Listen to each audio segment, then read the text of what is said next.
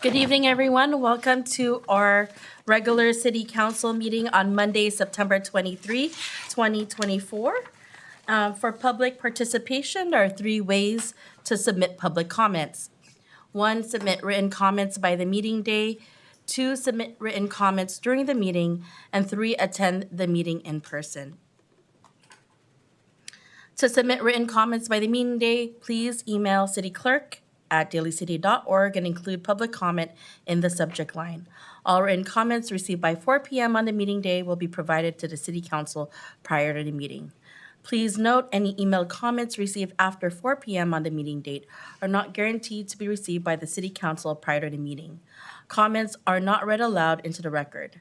2, during the meeting, you may visit www.dalycity.org/agendas to submit comments using public comment form to address the City Council on a specific item or during the public comment period, and such comments are delivered to the City Council and city staff during the meeting and may be read into the record at the time they are received. 3, to speak at the meeting in person, please complete a speaker card located at the entrance of the council chamber and submit it to a staff member as early in the meeting as possible. Okay. May we all rise for the pledge. I pledge allegiance to the flag of the United States of America and to the republic for which it stands, one nation, under God, indivisible, with liberty and justice for all. Thank you. Madam City Clerk, may we have roll call, please?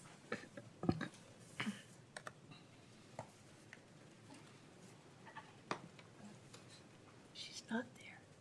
Oh. I think she stepped out to make a copy. So make a copy? Okay.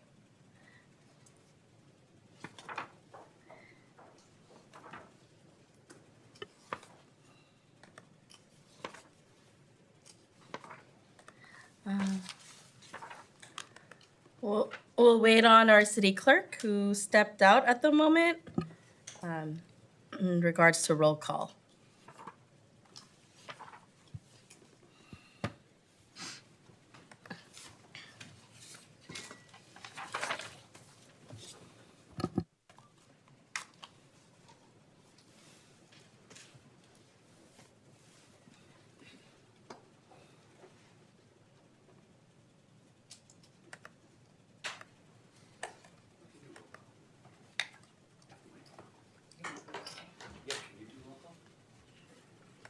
Okay, Madam City Attorney, please take over the city clerk role at this moment. Roll call, please. Sure. Councilmember DiGiovanni, Present. Councilmember Sylvester, Glenn Sylvester, present. Councilmember Perano, Present. Vice Mayor Das McFall, Present. and Mayor Malal. Present. Thank you very much. Now moving on to our presentations. First, we have Peninsula Clean Energy. Welcome. We have Mark Hirschman, Director of Government Affairs. Thank you very much, Madam Mayor, and good evening, council members and city manager, city staff. Mark Hirschman, pinch hitting for Sean Marshall, our CEO this evening, who sends her regrets and looks forward to joining you at another date in the near future. I'm here to give you an update on the activities of Peninsula Clean Energy in the community, up and down the peninsula, and also now with our outpost in Los Baños in Merced County. So let's see. So we have a video to get us started. Peninsula Clean Energy was founded in 2016 with a clear goal: to provide clean energy, lower rates, and to combat climate change. As a nonprofit energy provider, I'm proud to say that we've managed to slash emissions by 94%, while at the same time increasing renewables and maintaining. All right, well, I think we're going to move on from the video if the audio is not working. That's over $100 million back to our. There we go. So our philosophy at the board, led by Vice Mayor Das Magul and lead representatives from all of the cities in San Mateo County, as well as the County Board of Supervisors, has been to put our customers first. And listening to what they've had to say, developing our programs with that in mind, And the one word that we have heard over and over and over again this year and starting at some points last year was affordability. We note that gas and electric prices have been going up and up and up. We only deal with the electric portion of the bill, and I'll talk a little bit about that. We are the electric generation, so we source the electricity, mostly wind and solar and other clean energy products, hydroelectric. And then it's delivered to your constituents, ratepayers, businesses through PG&E's poles and wires. And the bill arrives in the mail. It's one bill, and we are a separate line item on the bill. And our price there is generally 5% or more less than what PG&E was charging for that same service. So instead of getting one combined bill and just one number, it's broken out into two numbers. Since we launched in 2016, we've saved almost $163 million for San Mateo County residents. That's that 5% increment that I was speaking of. But our board has decided to go to a new metric for looking at rates, and that is a cost of service. In the past, we just pegged our rates to what PG&E was charging customers, but the board decided that we want to take a look at our costs, the cost of delivering the service, and make that as the price that we would be charging. But it is anticipated and hoped that we will be able to continue at least the 5% discount for the foreseeable future. Also want to talk a little bit later about the $68 million community reinvestment package. About a year ago, we had a surplus in our funds. We convened a committee of members of the board, and they chose different ways to give that money back to the ratepayers. We don't have shareholders, so we don't pay out dividends. We don't give bonuses. It all goes back to the consumer, to the ratepayers. And so the board made many decisions, one of which was for all Care and Fair customers within our service territory, they received a $300 bill credit last December. So that's just one of the ways we give back to the community. You'll see our line there in this chart is the very dark blue one at the very bottom. The reason we're not at zero, this is the emissions that our product emits. The reason we're not at zero is because we have a little bit of geothermal in our program, and geothermal, according to the state of California, is still considered to be emitting greenhouse gases. But it's not a lot, and it provides us with a baseline service, and we are hopeful that the state will reevaluate the geothermal as a renewable and clean energy source. But as you can see, our emissions are less than both the state on average and PG&E. One of the benefits of being a Peninsula Clean Energy service territory is that we have a number of programs. I won't go into depth on all of those that are there, but I do want to point out the $10,000 interest-free loan. If you are a customer, a ratepayer, we will loan you $10,000. You can put that towards the replacement of a heat pump water heater or heat pump HVAC unit or a panel upgrade so that you can electrify your home. It's paid over 5 years. It's up to $10,000, and it's a very simple application process on our website. We've issued over 600 in about a year and a half since the program started. We have other programs there, but we can talk about that later if we have time. I do want to talk for just a moment about the one-stop shop coming up. This is a service that's going online at the end of this year. A lot of people have confusion about how to electrify their homes, how to clean up their system in their residence or their business. And so we have everything from the do-it-yourselfers who just need to know where to go to pick up the best this or that, or somebody who needs to be guided through every step of the process. So we're starting this service.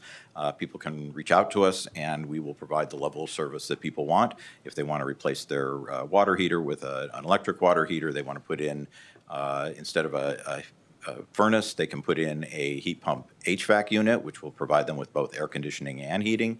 We'll walk them through that too. Transportation's also a big part of greenhouse gas emissions, and we have a number of programs to help people get into electric vehicles. Many of those are income defined, so by all means, take a look at our website, and if you qualify, we would love to assist you. We have a very popular e-bike program, sells out every year, so when we announce that, please get in quickly, and we'd love to have you join. Want to talk just for a moment about partnering with the cities and the counties that we represent. We have a lot of programs to help cities along, and that includes programs that Daly City is taking advantage of. We're looking at putting solar on some city facilities in a what we think is a beneficial program for everybody, saving the city money, cleaning up the emissions, and providing good clean energy. Also want to specifically talk about the last bullet there, member agency grants. This is one of those programs that we applied our surplus to, and the exact number for Daly City is $1,059,658. It's a pretty straightforward application, and so long as, and we take a look at that so to see that it's being put towards clean energy projects, but we would be happy to provide that money to the city at the point at which it submits the application.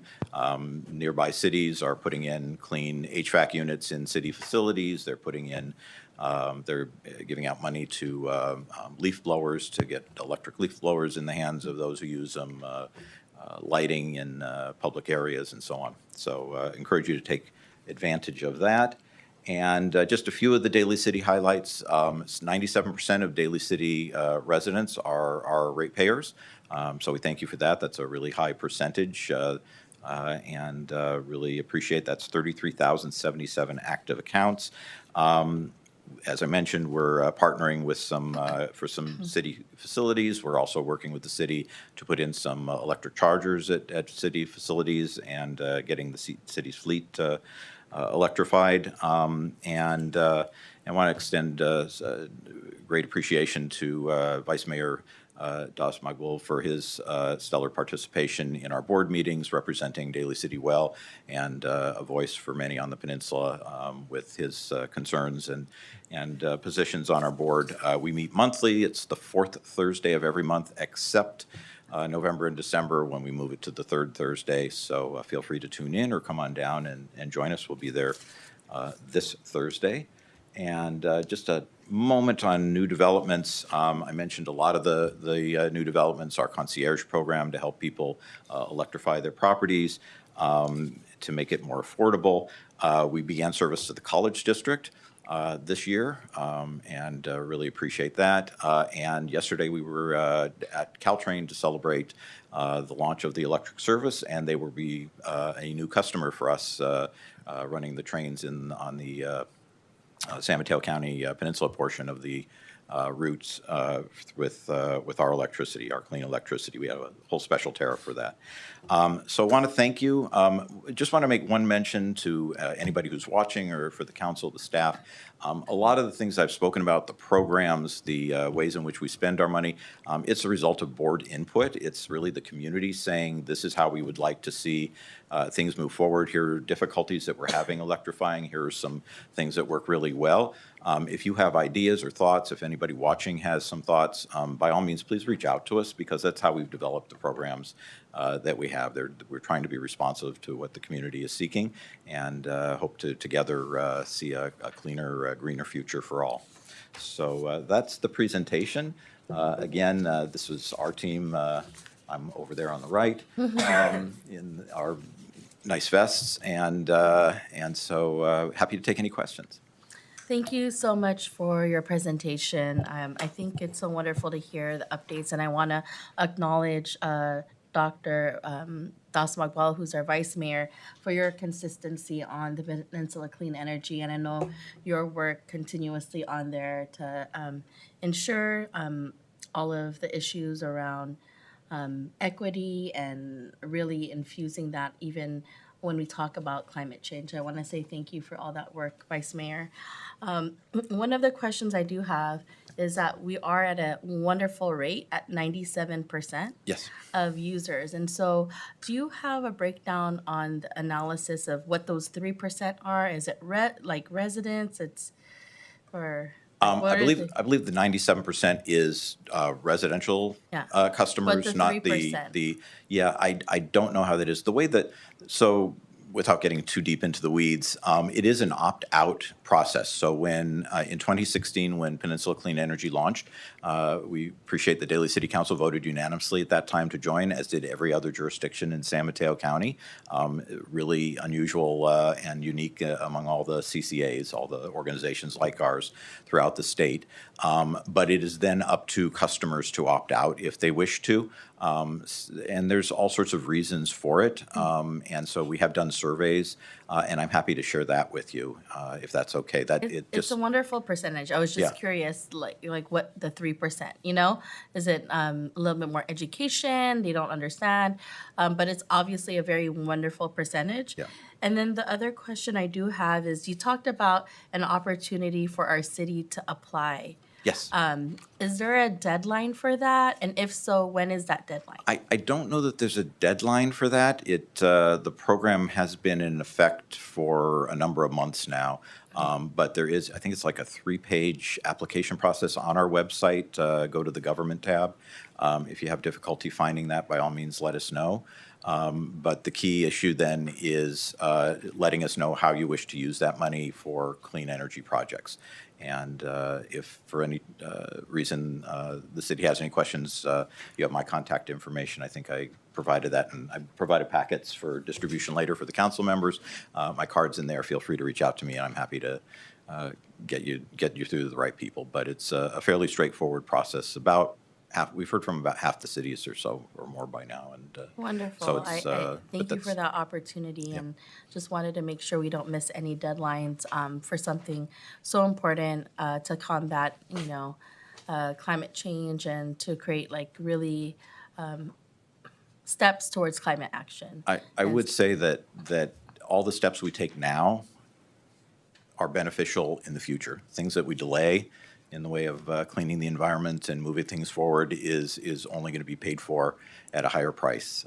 So implementing things, the sooner the better. I just encourage you to take advantage of it as soon as possible. And Thank you. I definitely see how important it is to get into systems as such as Peninsula Clean Energy, and I'm really hopeful that many of our residents understand that. At a 97% rate, that's wonderful. I think that any other ways PCE is looking at moving the needle forward, I know that we are open to see that, given kind of the large city that we are. Well- And so, in San Mateo County, as far as population, we're always looking at ways to do so, and that's why I want to acknowledge Vice Mayor for his hard work continuously on that board. we And thank you so much. Amazing staff. I mean, with all that you do, I mean, that's not necessarily a huge staff over there. So. Well, yeah. I thought you were talking about your staff, because your staff is terrific too. We really appreciate working with them on some of the electric vehicle chargers and solar on government buildings. And so by all means, please reach out to us if there's anything else we can do to help. I'm sure you'll get some emails ahead. So thank you so much, Vice Mayor. Oh yeah, Mark, thank you for coming all the way up here. Now you see my commute. No, I'm sorry, see your, now you see my commute. yeah, Coming all the way up here. yeah. But I just want to say thank you. We had like our small brief meetings prior to our PCE meetings about how Daly City is has specific context politically, because we're like sandwiched between San Mateo County, and we're also part of that district with San Francisco. So we have a unique dynamic in terms of advocacy, and I just want to say thank you for listening to my words. And I know we still need to have our conversation, but life Lots happens. to talk about. And, Yeah, and so, but appreciate your support and interest Thank over the you years. for representing PCE and being our advocate in Sacramento. It means a lot to us here in Daly City and throughout the county. And I'll see you Thursday. Look forward to it. Yeah. Thank you. Councilmember Thank you. Mr. Hirschman, thank you very much, and thank you to our board member over here who serves us well on the PCNE. And especially, I know when we did our REACH codes, there was a big thing about hot water heaters, how we're gonna replace them. We don't have the money, and even some electeds were like a little on the upset side. But thank you to the board for recognizing that and offering the $10,000 for if somebody needed a replacement. We know that that's a big burden for a lot of people in our community so that they can transfer and start being electric and get away from the gas. So I think that letting that out and letting people know, and if we can put that on our social media, especially for our seniors and those in low income, then I think that will help and see if we can get some support in that, because that's a question. I know a lot of questions that you've been, the board have been questioned with, but I'm sure that you've also been understanding that, I think that was the first key one that I heard when we did our REACH codes about the electric water heaters for the seniors and stuff. So I thank the board, thank you, Mr. Hirschman. And whatever else you guys do, you do a lot of rebates and I remember everything on the cars, and so you're staying up front, which I like that.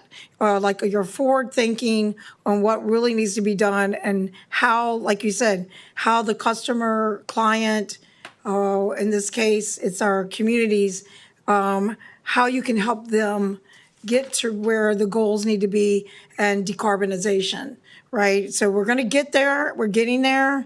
And it's like a little engine that could and it will. But at least, if you have the support, and then I think that we're on the way. And you said it's remarkable that our whole county was on board. I thought that was fantastic. That proves about what kind of work that you guys put into it and what messaging you give and the validity. We know it's valid and we know where this all started. And I know how Dave Pine and Jerry and everyone else started pushing years ago, and look at how it all developed. It's amazing. Glad that Dr. Rod and the rest of the board and yourself are there. Thank you very much. Thank you, Mayor. Councilmember, you raise a really good point. I just want to emphasize it, and that is the do-it-yourselfers understand how to go from soup to nuts to get things installed. But what people don't necessarily intuitively understand is where the rebates are and where the tax right. credits are. And so I encourage your constituents to reach out to us before they begin these projects so that we can let them know what's available. And this is something that our concierge service would do.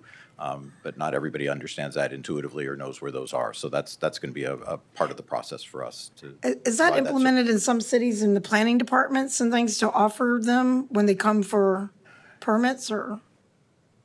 I don't know the answer to that. Or I'm not sure if it'd be viable or not. I know that Yeah, I but put it could in- be. Yeah, I've done some work on my own and to work with our staff. But I knew to call our staff. So Yeah. so I knew who to call and such. Because we have a So, great supportive wow. staff. Yep. Thank you very much. Yep. Councilmember Peroniel. Thank you. Thank you for being here. I just had a quick question. Losing heat, that's part of the whole thing as well, right? So windows, do you still help, is there a program? There's many people with older homes, and when it's going to get cold, Yep. and the cold, that's a sign when you feel the cold's coming through your window, and that means you're losing heat. What do you have for that? Thank you. Good question. Yes. We do have a low-income home assistance program where we will help swap out one or more appliances. So for instance, a cooktop stove, replace a gas with an electric cooktop. And while we do that, we also come through and take a look at things such as ceiling windows and other ways that might help make the home more energy efficient. So our contractors do take a look at that. That's So nice. it's an income qualified program. But by all means, it's on our website. And again, if somebody has any questions, either through you or otherwise, reach out to me and I can connect you with the folks who Absolutely, operate especially that. seniors that Yeah. might be living in Daly City. The other thing is if we would let people who are listening, heaters and water heaters, is there an age where I've been here and we haven't changed it, let's say, for many years. What is that threshold of where you say, you might want to think about talking to us. So I'm no expert on that, and I'm guessing it varies depending upon the quality of the unit itself. Most people wait until they go out to replace them, and that's a big issue because it goes out at 8 in the morning, and you need to get ready for something in the evening, and you just don't want to wait, and they pop in a new unit that's exactly like the old unit, and it's there now for 10, 15 years, and that's an issue. So as part of we have another program that we're looking to unveil later this year.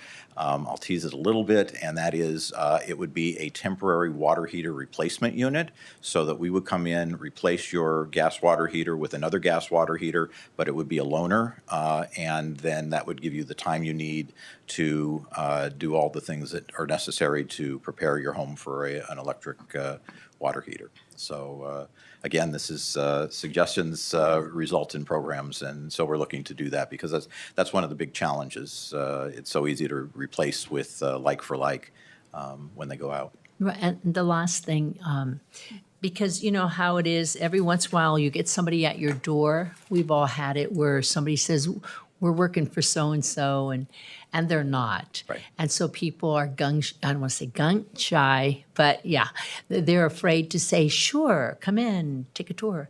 So it would be nice, I know you send out postcards and information to the residents. But if maybe you could include little tidbits like how long, little things that your new program can help them with. I will make a note of that. Yeah. Yeah, and as these things roll out, they'll be on our website, so I encourage you to look back there, and we do have a robust mailing list, so hopefully you're on it. And do you have commercials, or do you put things on any kind, commercials as in? like on TV, so if the senior, I keep thinking about the seniors, right? Because that's where the budget is much lower, and, they may say, well, I'm going to wait till the machine, it doesn't work anymore before I replace it, or, they can't afford, they're on a budget, which is, then I was listening, you have that low income and all, and they would be safe to speak with you, whereas somebody who's knocking on their door, they may not be safe to talk to We somebody. don't go door to door soliciting. We will only come if you have solicited our service. I'm happy to make a suggestion. We have a wonderful community relations department, and they do presentations. And so I'm sure we could work out an opportunity for them to come to the senior center or other nice. program opportunity. And That would be great. yeah, and talk about our programs. Thank and, you. yeah, Thank you for answering happy my to do that. questions. Yeah, sure. Thank you. Great idea. Thanks. Thank you. Thank you. Councilmember Sylvester. Thank you. I have about 8 issues, Okay. but some of them are comments. I'll start off with the good part. Since 2016, when I used to serve on PCE, you folks have come a long way. I remember in the early stages, we talked about moving forward, and I did see one of your slide of a solar farm. Yes. And we were in the process of developing contracts for the future, so great foresight. I remember also serving, and we talked about reaching out to the community and getting rebates, especially in the area of EVs. The problem I had before was that it was only limited to certain dealerships. And I just made a recommendation that we try to collaborate and open it up to more dealerships. And it looks like that has been done. So I want to say, great job. PCE has come a long way. You made mention about moving from gas stoves and maybe becoming more efficient, and sometimes it's out of necessity. I know mine went out, and I did a lot of research and ended up going with induction. And how do you like it? I love it. Yeah. I miss the gas, but I love it. You don't have to breathe in Right. those fumes. It's, Councilmember Perano made mention about water heaters. Yes. And to my experience and knowledge, when you buy a water heater, the rated useful life Yeah. guaranteed is 7 years. So anything over 7 years, you should either not wait until it becomes, before it's replaced, do it sooner. So I just wanted Good to bring advice, that point yes. out. Solar farms, come along. Collaboration, rebates. Today, society, we have many issues that come about as a result of lack of resources. Resources in the in the means of language translation for all of the community. And while you were speaking, and I think that that's very important, I just went onto your website, and it's in English, and you can click on the link and choose a different language. And I didn't have enough time to look, but I count PCE's other language resources over 80 different languages. And I have to say that that's impressive. Samoan, Scottish Gaelic, Shona, Sindhi, languages I never even heard of. So I want to say thank you to PCE, Mongolian, for the work they have done, and especially that anyone going to the website, if they're uncomfortable, they can check for their language and they can also read it in their language. Outstanding, outstanding Thank you. job. Okay, now the hard part. If I'm not mistaken, there's been a CPUC decision back in, I believe it was December of 2022, which indicates that the normal user, if they conserve energy, which we all try to do, and you made mention in the beginning that their rates are still going to go up because they want to level the playing field so that the low income folks, their bills are not high. So, any word on that? Because I know it's a decision, and we're going to have to comply with that decision in moving forward. I believe PG&E, and I've spoken to the representative, they're not really ready at this time because to get that going, they have to do otherwise known as income verification, but it is coming. So Any thoughts on that? I mean, you can get back to me. your but- timing on that is correct. This had come up last year, and there was legislation in Sacramento. It's the income graduated fixed charge, and the PUC was it's IGFC, income graduated fixed charge. The PUC had was instructed by the legislature about 2 years ago, I believe it was, in a budget trailer bill to implement the income graduated fixed charge. And you are so correct. The difficulty is how do you know the income of individuals and who has that information and how is that used? The legislature passed, or I'm sorry, the legislature failed to pass I believe, the IGFC bill that was pending this year. But what the PUC ended up doing was a fixed charge based on whether or not you're a Care Fera customer or not. And so those who are in the Care Fera program will have a lower income graduated fixed charge than those who are not. And that's my best recollection of what they decided earlier this year. So that issue has not come back since. So it may well be resolved, but there may be other PUC discussion on that. But you're exactly right. Those were the big issues, and they just weren't able to be able to refine it in such a way to make that work. That's an excellent answer, Mr. Hirschman. I think you're Appreciate the referring question. to. I think you're referring to Senate Bill AB 205. AB 205 was the one Flat that, it was the rates. budget bill that passed Just to in May of this 2022. year. Okay, Yeah, right. I'll take your word right. for it, yeah. Right, Yeah. May of this year, Yeah. to which Yeah. they're going to reduce the rates anywhere from $12 to $25 per household for lower income. And I'm just wondering, how would that affect PCE? Because if we have a 90%, 97% opt-in rate, do we all have to share that cost I believe the answer is yes, yeah. Okay. That Yes, you all, answered. all customers throughout the state are, have that charge on their bill. All right. Well, continue the great work. I continue to watch what PCE does and the creativeness. And I think before we had not had a community advisory committee, and I'm glad that they've established that committee because they can bring back ideas and suggestions based upon what they see in their own community. So I think it's for them to have a listening ear to the board. I think is very important. Now, I have to, in my last comment, I have to reiterate for the vice mayor who attends those meetings, I know what it's like.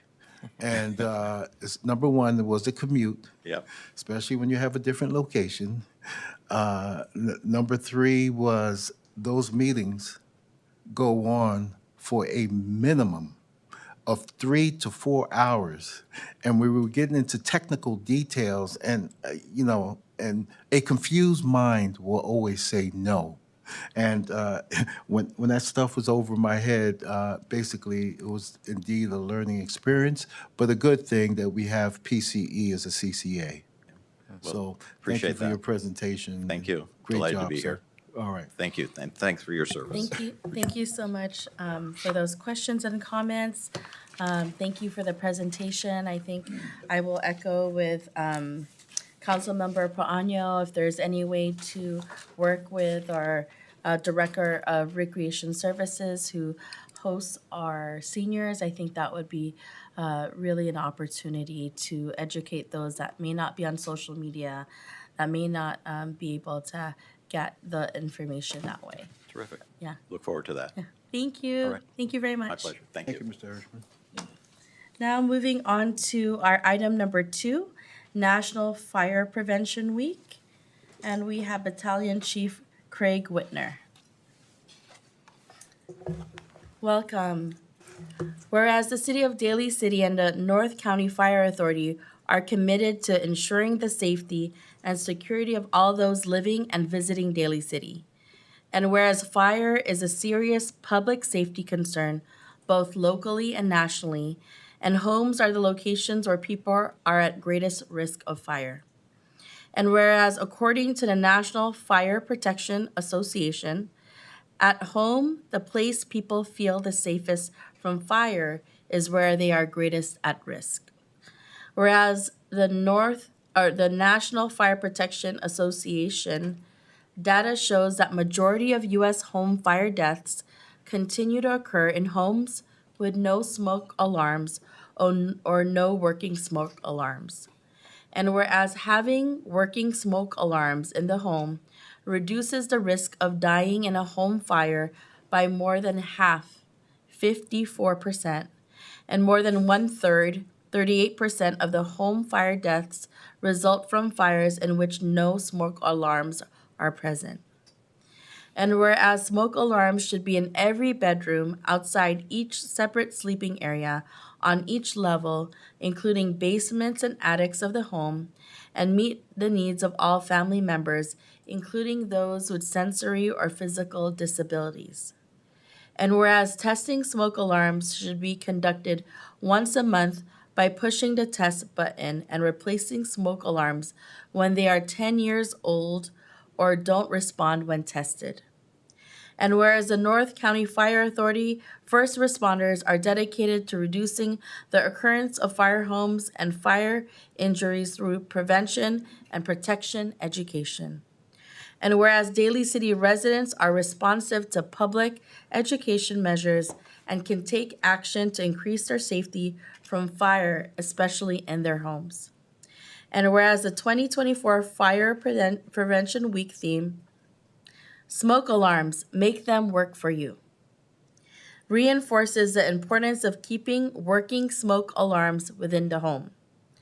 Therefore, I, Jocelyn C. Manalo, Mayor of the City of Daly City, and members of the City Council, proclaim October 6th to 12th as Fire Prevention Week throughout the city and urge the people of Daly City to be aware of their surroundings, look for available ways out in the event of a fire or an emergency, respond when the smoke alarm sounds by exiting the building immediately, and support the many public safety activities and efforts of the North County Fire Authority and emergency services during Fire Prevention Week 2024.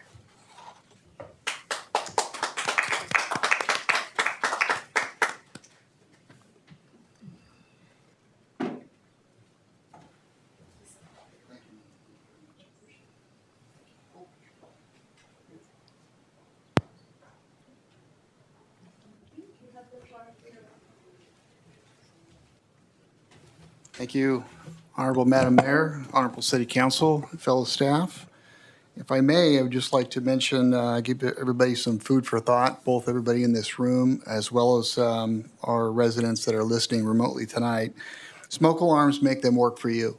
Smoke alarms have been around for a number of years and oftentimes are somewhat of a hindrance to people in their homes because they go off at 2 o'clock in the morning and we steal the TV remote control battery from our smoke alarms, et cetera. But they're really an undervalued and remarkable device. I often say it's the cheapest life insurance we can get today because there's nothing else that we make that is ready 24/7 to wake us up at 2 in the morning when there's something wrong in our homes.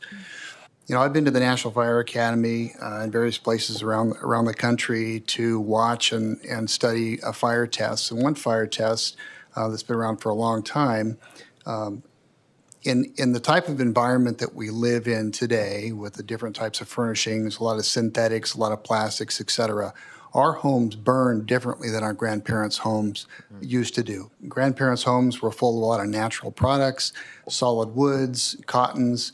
Today, it's a mixture of toxic materials that will kill us when they're on fire. And back in the day, when our grandparents were, when we used to visit our grandparents, you could get anywhere from up to 30 minutes from time of ignition to what's called room flashover because of natural products in our living environment. Today, we test time and time again. It's approximately 3.5 minutes from time of ignition till full room flashover, and flashover begins at about 1100 degrees Fahrenheit. That is zero survivability. And you consider the time it takes for smoke in our average size home to get to a working smoke alarm can be as much as 2 minutes. So that means we have about 1.5 minutes to react at any given time. And the reason I bring those times up is because, you know, most of us are able-bodied adults, but we have our older and our senior population, and we also have folks with kids.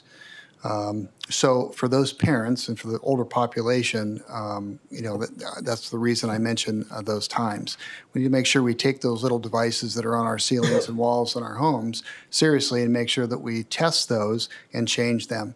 They need to be tested monthly, and they need to be changed if they're not responding to testing or if they're older than 10 years. You know, nowadays we have the industry has gone to a sealed a lithium-ion battery. It's good for 10 years, but they still require testing. I bought some for my grandmother's home and put them in, and they failed at about 3 years. So it's important to test those devices regardless of what store you bought them from or how great they say that they are. The type of smoke alarm, it doesn't matter necessarily as long as we have working smoke alarms in our homes. There's two primary types, ionization and photoelectric. The testing that they've done shows, in full-scale tests, sometimes it doesn't matter what type of device it is, and other full-scale tests is a dramatic difference. So what the experts tell us is it really doesn't make a big difference what type we have in our home, but that we have working smoke alarms in our home. They also make now what's called a dual sensor smoke alarm that covers both smoldering type fires as well as flaming type fires. But the importance is that we have working smoke alarms, we test them, and we replace them if they don't work or if they're older than 10 years old. So, and if anybody has questions about smoke alarms, anybody in this room or for those listening tonight, please reach out to your local fire department. You can reach out to the North County Fire Authority. You can also reach us on the website. We have good, helpful information on the website. And then nationally, we have two big players, which is the National Fire Protection Association website, nfpa.org.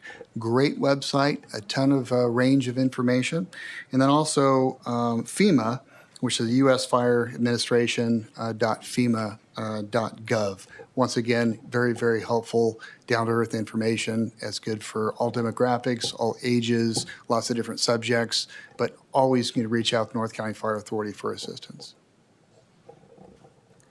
Thank you so much for that information, and thank you for really sharing how important it is to have preventive measures in our homes.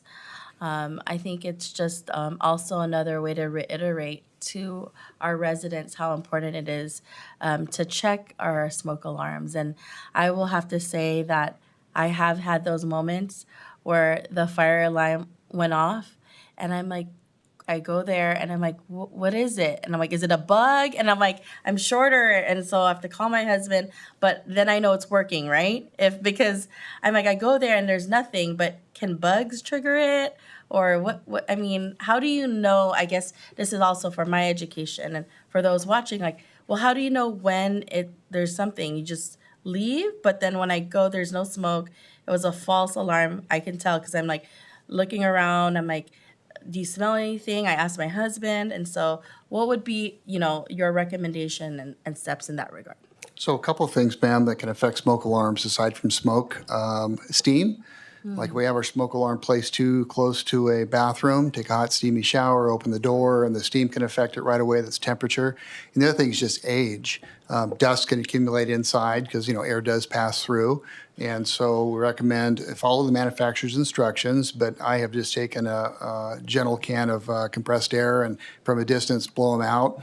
3 beeps means that it's sensing something. It could be a malfunction. And then, of course, a chirp every 30 to 60 seconds is probably indicating that it's got a low battery.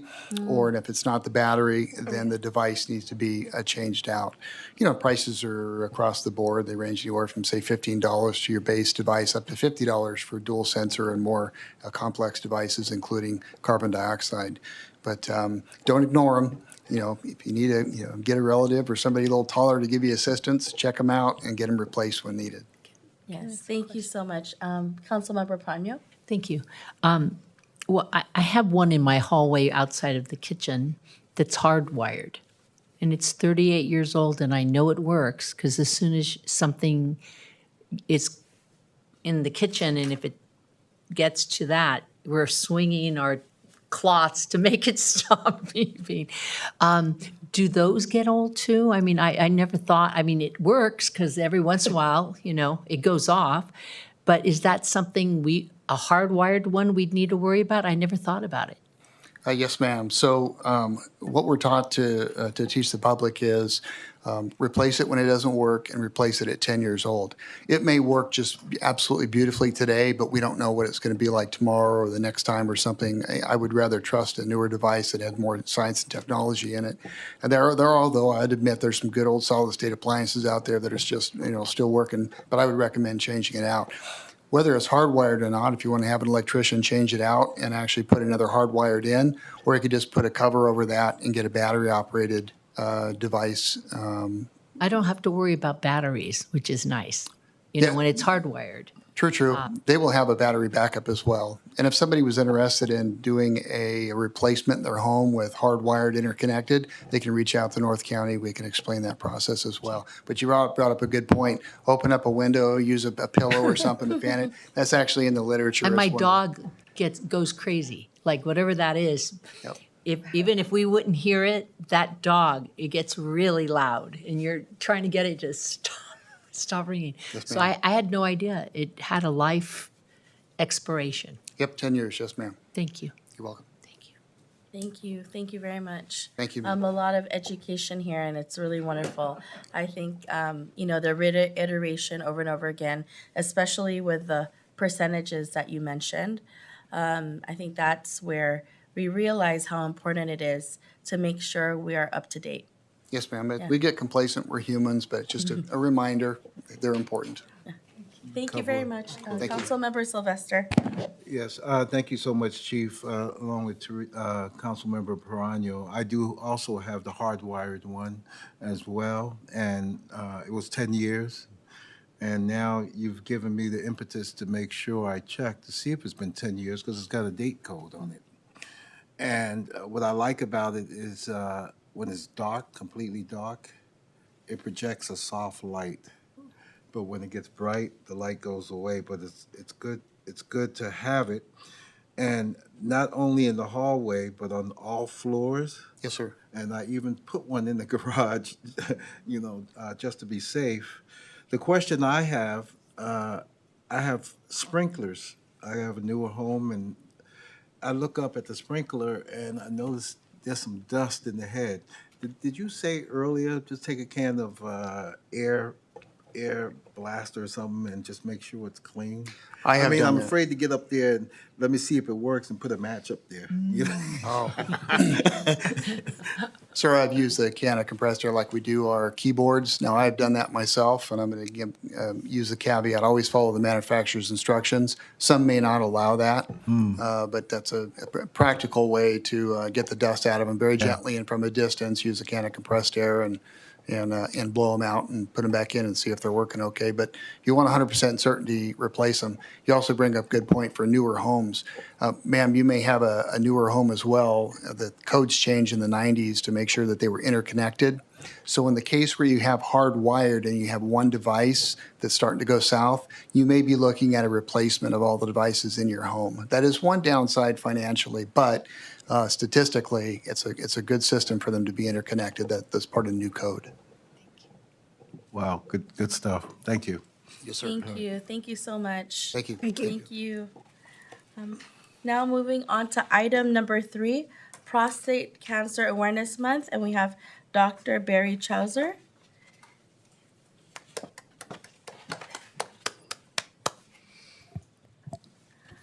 This is a proclamation for Prostate Cancer Awareness Month. Whereas prostate cancer is the most commonly diagnosed cancer among American men and the second leading cause of cancer-related deaths in men. And whereas it is projected that approximately 299,000 men will be diagnosed with prostate cancer in the United States this year, with around 35,250 succumbing to this disease. Whereas in California, it is estimated that 26,350 new cases of prostate cancer will be diagnosed, resulting in approximately 4,200 deaths in 2024. And whereas African American men with family history of prostate cancer, and men exposed to Agent Orange are the highest risk for developing this disease. And whereas the impact of prostate cancer extends beyond health, imposing significant economic and social burdens on patients and their families, and whereas prostate cancer has a 5-year survival rate of nearly 100% when diagnosed early, but this rate decreases to 31% once the cancer has metastasized. And whereas the American Cancer Society emphasizes that the importance of early detection and encourages men to discuss prostate cancer screening with their healthcare providers. And whereas increasing public awareness about prostate cancer can lead to earlier diagnoses, improved treatment outcomes, and ultimately saves lives. Whereas our community stands in solidarity with those affected by prostate cancer, advocating for research, education, and support services.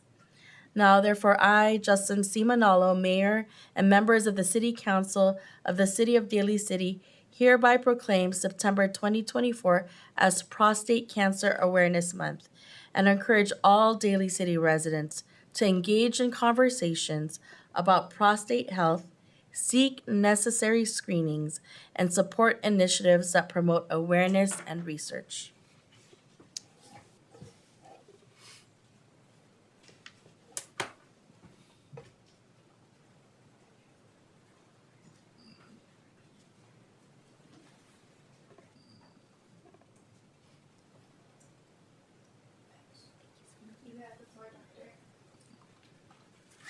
Thank you, Mayor, and all of the council members for again calling attention to this public health problem of prostate cancer. Over the last decade, there's been improvement in patients, care of cancer. We're seeing patients who have metastasized with cancer getting much better care and progression-free survivals and overall survival. But nevertheless, they're not cured. So the really issue here is to be able to try and diagnose prostate cancer, as many cancers, as early as possible so that you can get that cure. It doesn't mean that everybody should be tested, but we think as a baseline, men at age 45 should at least review with their physicians getting tested. And as the proclamation mentioned, if you're African American, have a family history, if you've had exposure to Agent Orange, you probably should get tested at least 5 years earlier. And basically, those are the, I think, significant guidelines. Of course, if there's anything that's abnormal in your urinary stream or pains that develop for any of us, you should always get it checked out. But the idea of finding the cancer early is the goal. And thank you very much again for calling attention to this, I think, important public health issue. Thank you so much, Dr. Chowser, for being here and always being an advocate to ensure that we educate our community. We consistently remind how important prevention is. And I will say that, there was a close family friend of mine, and he is in his mid-30s that was diagnosed. And thankfully, early detection because of some pain, but it's really what you're talking about. Make sure to get checked, and also, and was able to, get support for that, and is now in remission. Good, And so wonderful. just sharing with everyone how, it can be all at different ages, and it's important to not, and to just talk about it and be able to educate others and be able to constantly have that conversation. I will say that my husband will be like, okay, for I'll say just my husband, it's hard for me, like, remember, go to your doctor, I'm like, oh, I'm fine. But it's important to have those just annual checkups and everything, right? And so. You can coax them along when you get your mammogram. Say, hey, it's your time now to go get your. Yeah, we'll go together. You're right. And so prevention is key, and thank you for your advocacy and continued advocacy for so many years, Doctor. Thank you very much. Vice Mayor. And Doctor, thank you for coming and educating us about prostate cancer. I guess I have a couple of questions, and I think it'd be curious questions for those out in the public, especially those watching online. But are there any key symptoms that men have to look out for when they have prostate cancer or might have prostate cancer? And can you recommend any type of lifestyle changes for to be preventative as well? Well, I think getting the second question first, I think for all of us, healthy lifestyle, exercise, good diet, for just all of the cancers. There's been a lot of talk at times that, gee, could coffee cause this cancer or that cancer? It's not a proven fact. So I think just general lifestyle, as we all know, we should adopt. And the second question, the first question was symptoms. I think anytime there are urinary tract symptoms, you probably ought to get it checked to see. It probably is not prostate cancer. You can probably have an enlarging prostate. You can develop an infection, but it ought to be checked because hidden in there could be a few patients with their prostate cancer. Mm-hmm. And the other thing, as I mentioned, prostate cancer metastasized to bone. And we see patients who the very first sign of that prostate cancer is a backache or a pain in the arm or shoulder. And so just using your own common sense of getting that checked is where we should go. Mm-hmm. The other thing I would mention is that a lot of people are fearful of getting tested because they're concerned about the morbidity of any treatment if they're going to have treatment. Over the last couple of decades, and particularly since I started out and had more hair, the treatment programs have gotten much, much better. Mm-hmm. And the morbidity that we used to see 30, 40 years ago with surgery or with the radiation therapy is markedly diminished. So that, in fact, it's really amazing with patients now. The radiation therapy programs, which were extended for 6, 7 weeks, are now down to 4 and 5 weeks. The surgery, if you go that route with the prostatectomy, is almost overnight surgery these days. Come and go. All right, thank you, Doctor. Thank you very much. Thank you. Councilmember Giovanni. Thank you. Doctor, thank you for all your work and your commitment and compassion and care. I have a quick question. You know how like different types of cancers seem to get like more highlighted than other cancers and dollars go into for the research. Have you seen more and more money actually being focused on the prostate cancer over the last decade at least? I think it has. I can't give you any firm statistics, but I Yeah. think just by the number of research projects that are coming out, new agents that are becoming available, Yeah. more money must be going into it. I don't know the actual numbers. Yeah, because you usually see the marketing for certain types, but now that I think that I noticed the same thing about the prostate cancer. Now more awareness culturally is more accepted for people as well in that manner for them to encourage them to get checked. That there's been more outreach. And so hopefully more dollars will go into research. And like you said, some of the treatments now are minimized compared to what they had to go through before, which is wonderful.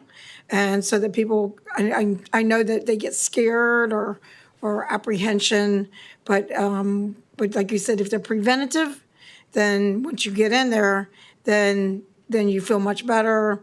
And then the compassion care that you give, that's very important. So Exactly. yeah. So thank you very much. Thank you. Thank you. Councilmember Sylvester. Dr. Childs, welcome back. Thank I you. definitely remember you. I just wanted to make a couple of comments. I think it's very important that you have a good doctor also as well, who keeps tabs with his or her patients and say, hey, Yeah. about that time again, and, you should get checked. That's true. I must say, the apprehensions that I've had, you put me a little bit more at ease tonight, especially in the treatment area, because I do recall 15 to 25 years ago, treatment for prostate cancer, I went on the website. Do you know how to, it's so invasive and tough area to reach. And my hat is off to the medical profession. And for hearing you say tonight that treatment has gotten better, it's probably much more easier and not invasive. And the last point I wanted to make was about the coffee, because I must drink about 12 cups a day. And I appreciate that. You make me feel much better. But at the same time, we should always be checked. Thank you for that, doctor. And thank you all again. Thank you so Thank you. much. All right. Moving on to the approval of our minutes, the regular meeting of September 9, 2024. Do I have a motion to approve the minutes? Glenn Sylvester, motion. Okay, I have a first. Do I have a second? Second. Thank you very much. And may we have, all in favor say aye. Aye. Aye. Aye, thank you very much. Moving on to public appearances and oral communications. Do we have any in this evening? None, thank you very much. Now moving on to our consent agenda. Do we have a motion to approve our consent agenda? Motion to approve the consent agenda? Thank you very much. Do I have a second? Second. All in favor say aye. Aye. Aye, thank you very much. Moving on to item number 6.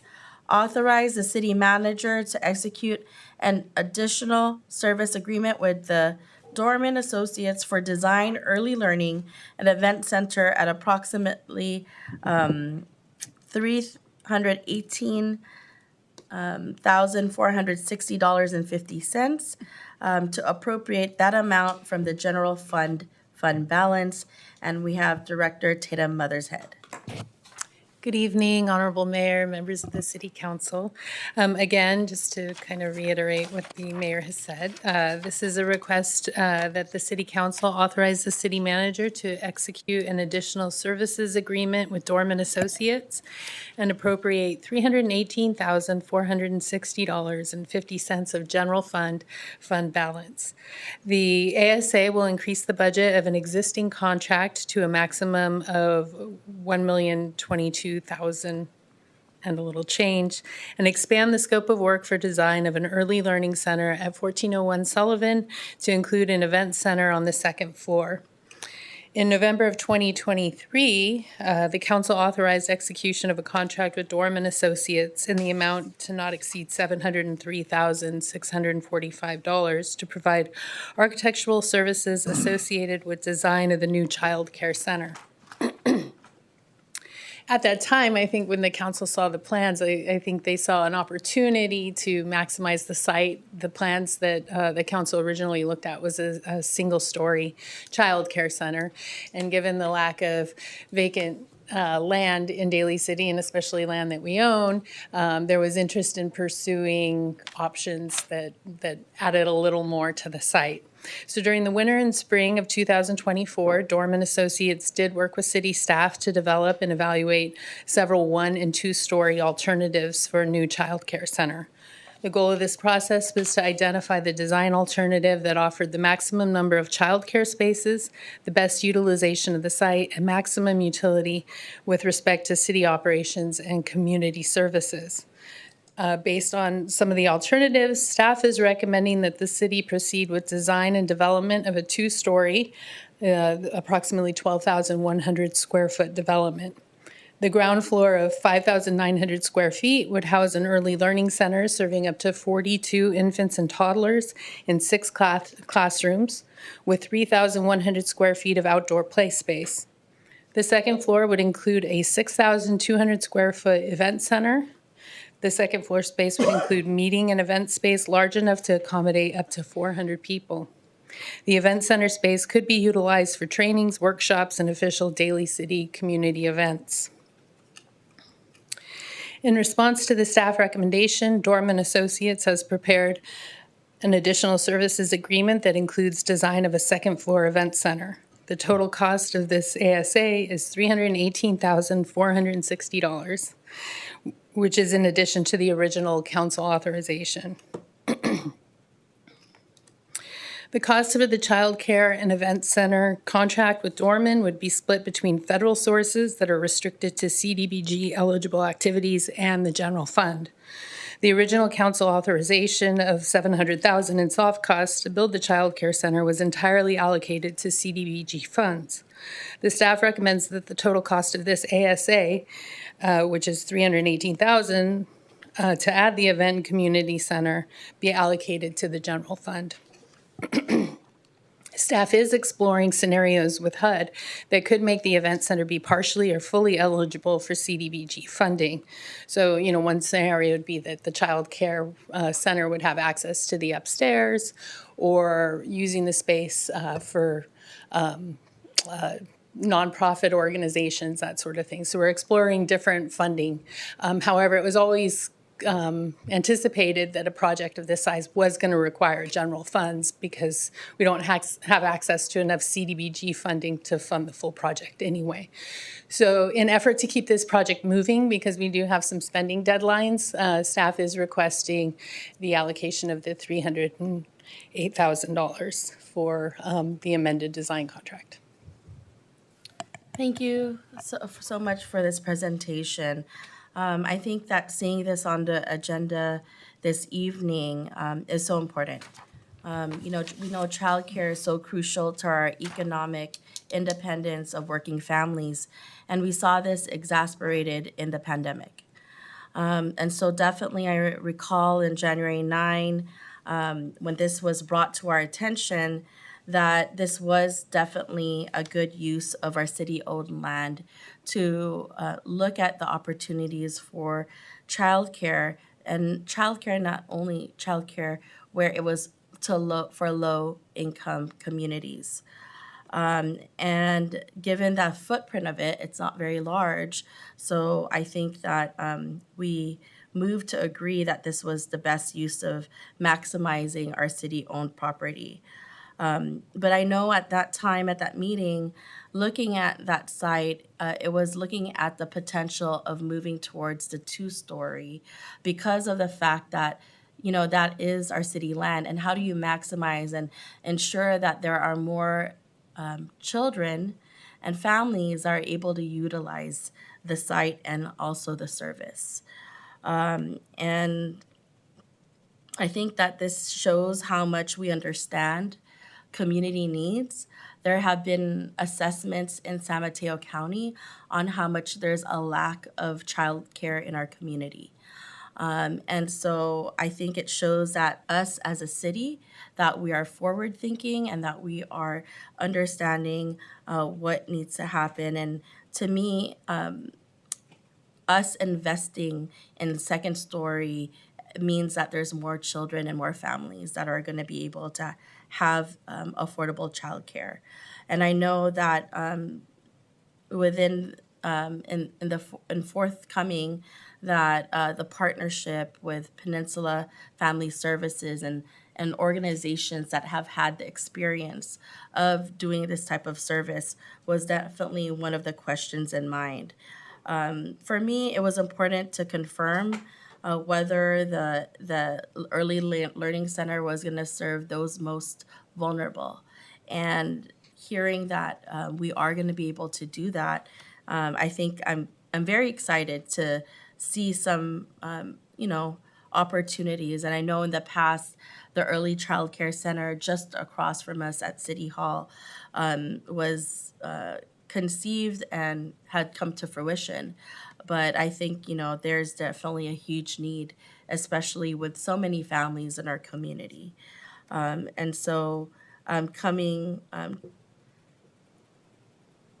to go further in the next steps, I see it as something important for us to do so because this will enhance our community members' lives and especially those most need for low-income childcare. Because when we support families, whether it's single parents or mothers or those that are most in need, we know that there's a trickle effect in just our communities at large. That they're able to go to work and that they're able to have a safe place for their children. And so I'm definitely excited about the Early Learning and Event Center and a proponent to see this come to fruition because the investments that we're looking at to move over will actually impact our community members' lives.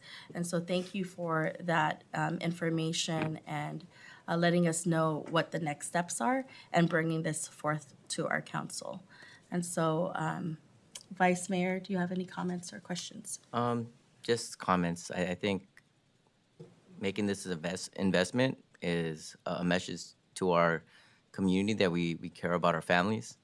I had the privilege of putting my two kids through daycare, and it was like another form of rent, and it was like paycheck to paycheck.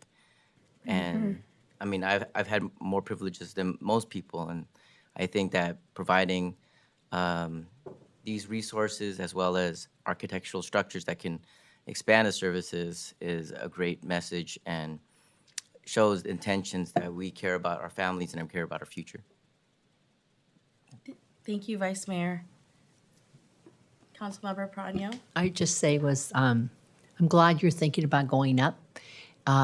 We don't have a lot of land, and it would be a shame to see a one-story building. And it's nice that it's not going to be a huge building, but it's going to give us that accessibility to have events and meetings, and it's an investment. And so it's not, if we later need it somewhere, you'd have to start a whole new building, right? And costs go up. And so if we add to an existing building where your foundation, everything's being done, it's less money. So we're saving money I know that sounds silly, but it sounds like, in the long run, it's positive for us. We don't have many large spaces where we could have 400 people have an event center. So I think it's a great idea. I was only thinking, where's the parking? This will essentially become part of the Civic Center complex, so parking would be available at the City Hall. Thank you. Thank you, Councilmember Prano. Councilmember Giovanni and. Thank you, Mayor. Thank you.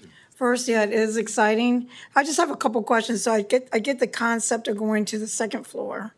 And then we're serving the low income, because Peninsula Family Services, that's what they do as a nonprofit.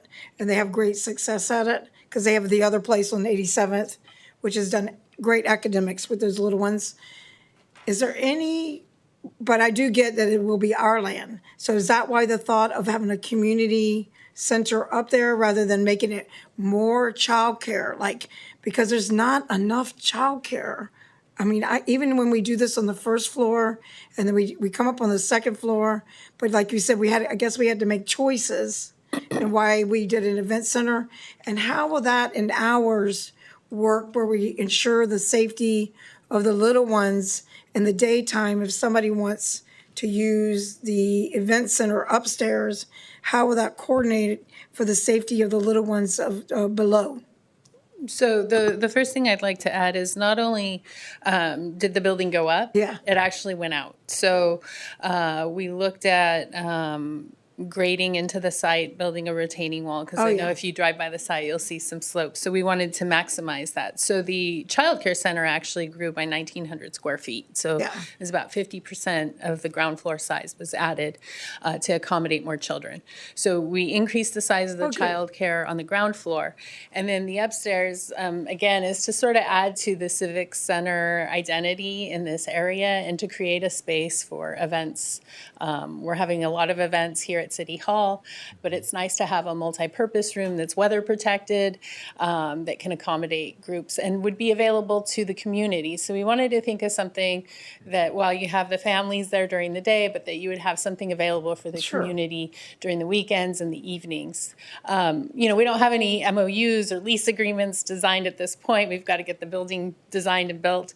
The idea being that the child care center could have access to that top floor.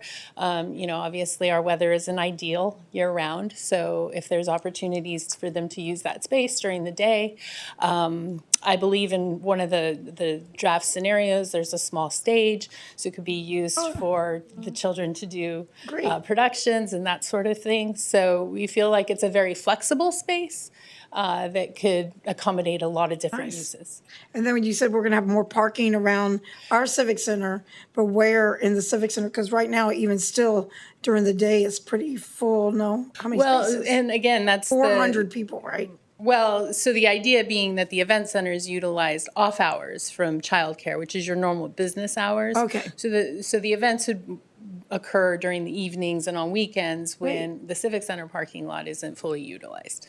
Thank you. It sounds great. Just can't wait to visualizing the whole thing, right? Thank you very much, Tatum. Great work. Thank you. Thank you, Mayor. Thank you.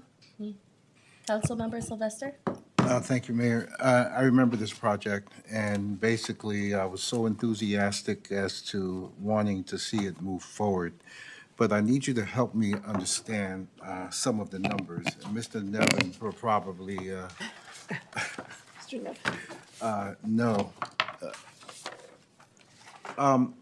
First of all, is Dorman Associates sole source?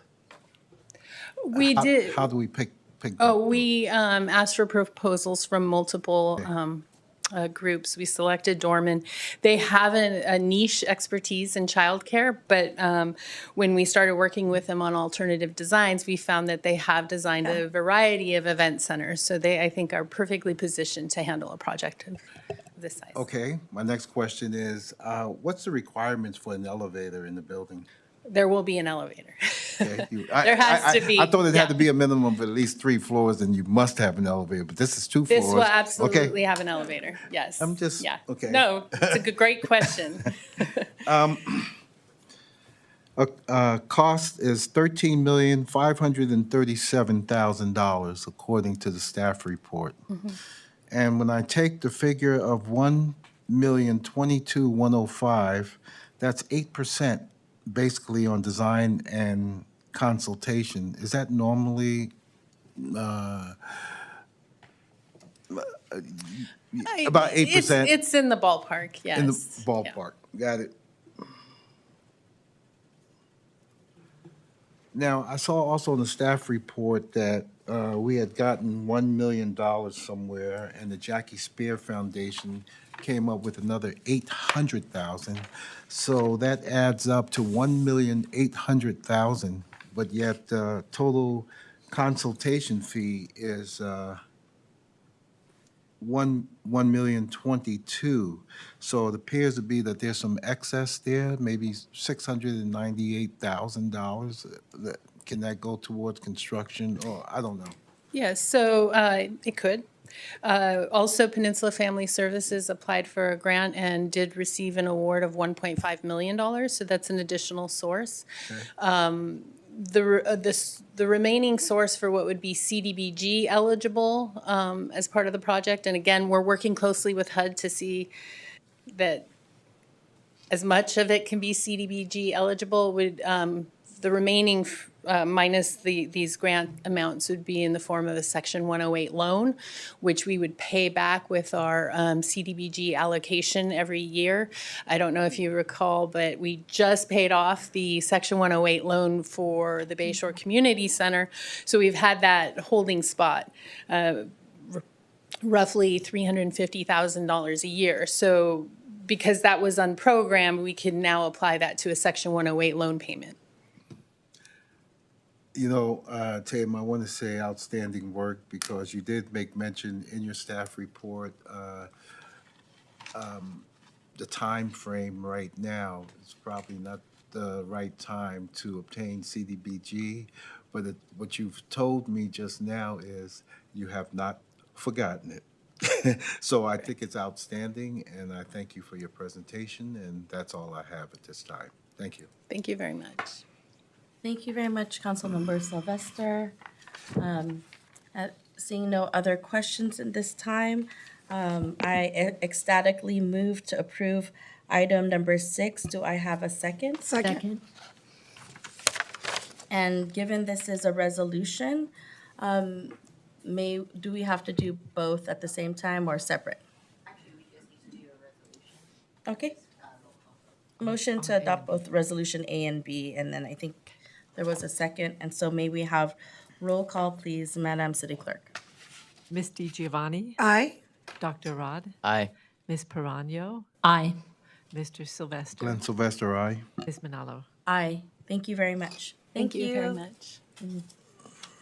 Moving on to item number 7, approve written response to the 2023-2024 San Mateo County Civil Grand Jury Report, the state of compost compliance in San Mateo County. And we have Ms. Leilani Ramos. Good evening, Mayor, Vice Mayor, and council members. Before you this evening is a request to review and approve the attached draft written response to the San Mateo County Civil Grand Jury Report, the state of compost compliance in San Mateo County, and authorize the city manager to transmit the approved correspondence to the presiding judge of the Superior Court as requested. As way of background, the San Mateo County Civil Grand Jury issued a report, The State of Compost Compliance in San Mateo County, that included an analysis of how effective San Mateo County has been at meeting composting goals pursuant to Senate Bill 1383, which mandates separating compostable materials like food waste from garbage to reduce methane emissions.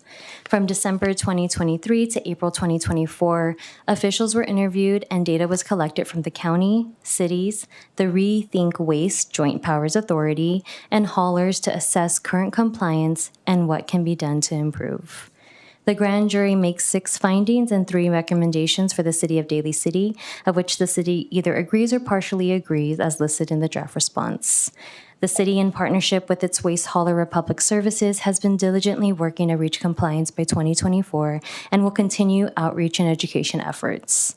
Staff is available to provide any additional information desired by the mayor and council members. Thank you so much, Leilani, for your work. I know that it is so important for us to really look at ways for our community and our residents and our businesses to really look at ways for, yeah, climate action. So this is definitely part of the larger plan in doing so. And so does my colleagues have any questions or comments in regards to the grand jury report? Seeing none, at this point, do we have a motion to approve item number 7? I'd like to make a motion to approve. Okay, I'll second that. And then may we have roll call, please? Ms. Giovanni, Aye. Dr. Rod, Aye. Ms. Perano, Aye. Mr. Sylvester, Glenn Sylvester, aye. Ms. Manalo. Aye. Thank you very much. Thank you. Now moving on to our appointments of board and commissions. Do we have any appointments of boards and commissions? Seeing none, moving on to our council committee reports. I think Vice Mayor and I had a council committee report with our development committee in regards to the Seafood City project. And with that, speaking with the project sponsor around the mural that they're going to be installing. We had some updates in which they will be going with an artist, Eliseo, and also we will be communicating, both Vice Mayor and I, on some of their conceptual ideas from the artist. And so that was just an update hearing from the project sponsor. And then I think we'll be in correspondence with them. And I think the project sponsor looks at the art piece as an opportunity to draw in the community prior to the grand opening of Seafood City itself. Did I miss anything, Vice Mayor? No, I just want to thank the staff and Seafood City to making a collaborative effort to making this happen. This is a very historical mural with a perception of Daly City being known as the Filipino town of the United States, or Pinoy capital of the United States. And it's going to be, I'm excited to be part of this process and be involved in history in the making. Thank you, Vice Mayor. Are there any other city or council committees? Go ahead, Councilmember Sylvester. Thank you, Mayor. I have two reports. I'll start off first. Let's start off with the Mosquito Vector Control District. I want to report the finances of the district, which I think it's important for others to consider, because I know cities are struggling. I learned at the last meeting the report is dated September 3rd, that the Mosquito Vector Control Retirement Plan is fully funded. And we've acquired another building. It's on Carolyn Avenue, and we've been moving funds for that building. And we just moved $1.3 million to the real estate fund. I got the annual report of 2023, and I wanted to share a couple of things about the mosquito district on West Nile virus. I'll start off with that. Well, actually, mosquitoes. They trapped and they counted in 2023 52,872 mosquitoes, and they tested 7,175. How many of them were positive for viruses? None. We have chickens, and chickens is almost similar to birds that can carry viruses. I'll talk about dead birds after the chickens, but we have two flocks. They tested 93 samples. How many positive for West Nile virus? None.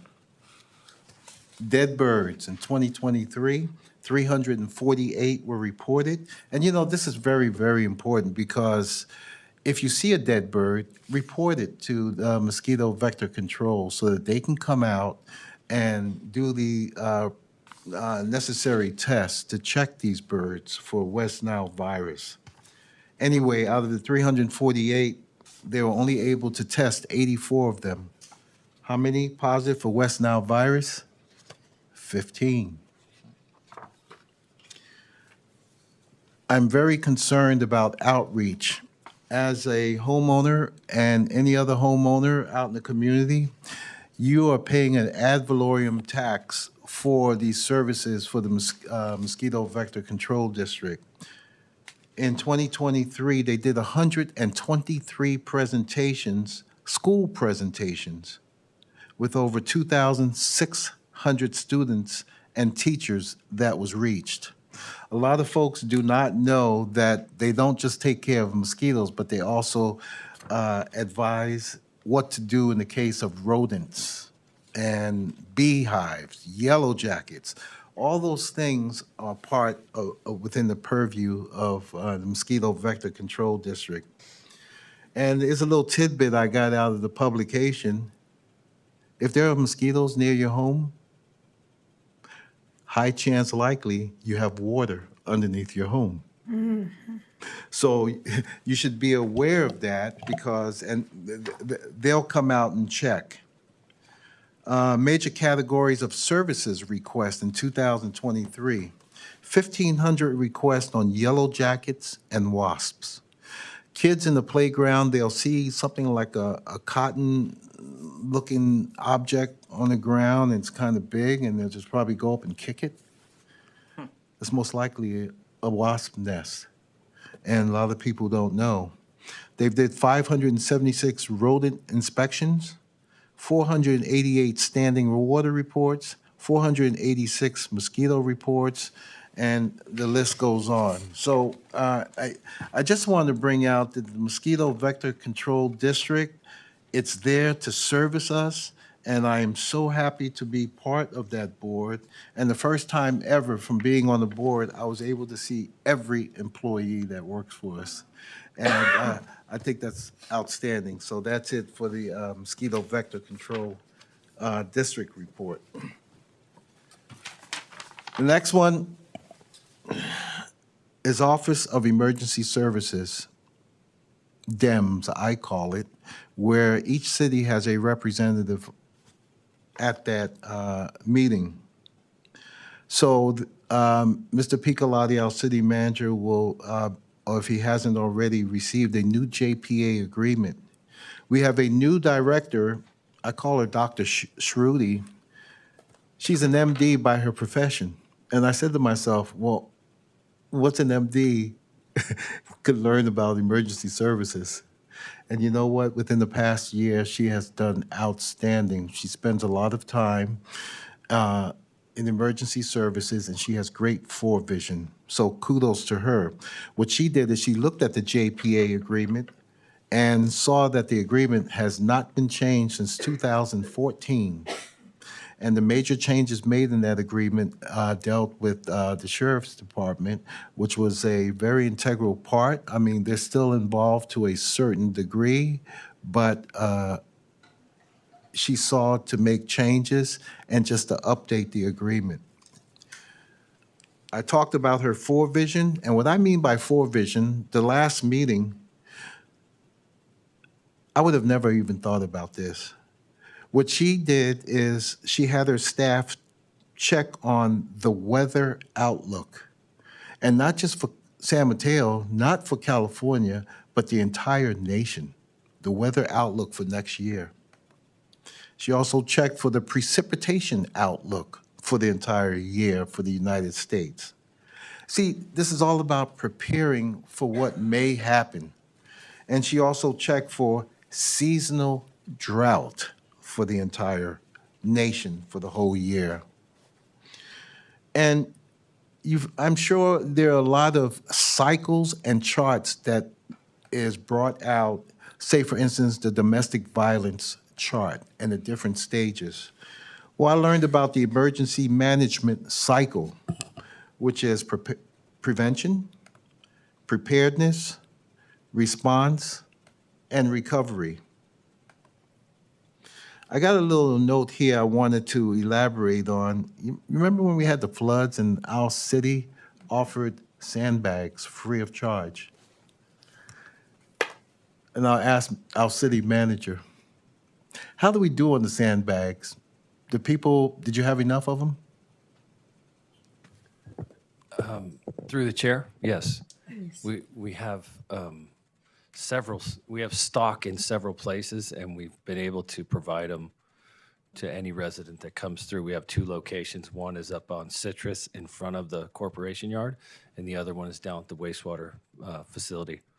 Very good. Thank you. The reason why I brought that question up because Dems, not the political party, but Department of Emergency Management, they purchased 17,000 sandbags as a resource for every city in the county. Now, thank you, Mr. Piccolotti, because Daly City is a little unique. What I learned from the other cities, they were stealing them, especially landscapers, to work on yards and to use the sand for their yards. And it appeared we didn't have that problem. So that's good to know, and it's another resource. I beg the question, where are you storing them? I'm just wondering if they stored them at a certain place like they did the masks. We have warehouses. We have warehouses at both locations. That we Right. store them at. The other thing is we were able to supplement our inventory. The county was able to provide us some levels to supplement our inventory in past years, so that they have been able to provide. Outstanding. As a matter of fact, I got a lot of